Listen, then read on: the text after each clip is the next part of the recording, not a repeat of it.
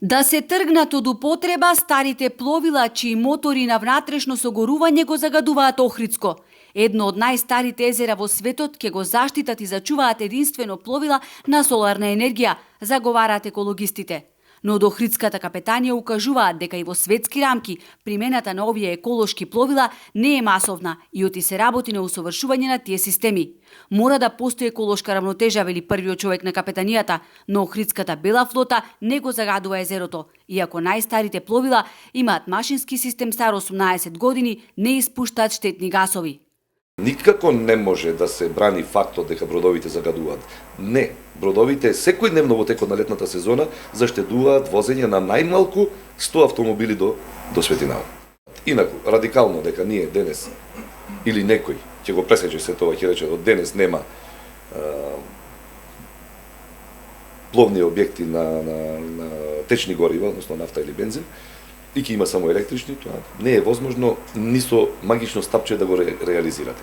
Охрид ја збогатува својата понуда и во моментов има 6 бродови, а набрзо украс на езерото ќе бидат уште 2 луксузни брода. Но дали градското пристаниште изградено во 1938 година и кеот кој датира од 1928, а е доградуван во 1941 година, имаат капацитет за прием на бродови, посебно на оние поголемите и полуксузни.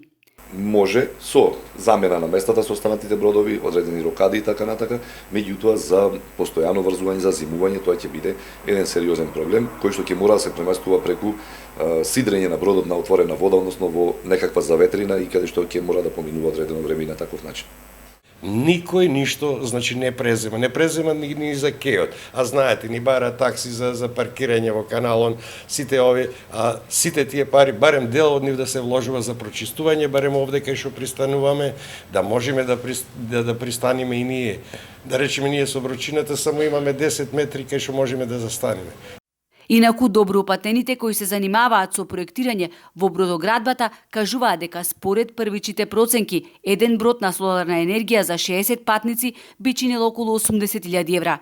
Бродарите велат ќе имаат економски интерес да ја применат соларната енергија, но проблем се парите. Затоа во субвенционирање на употребата на соларни бродчиња треба да се вклучи државата.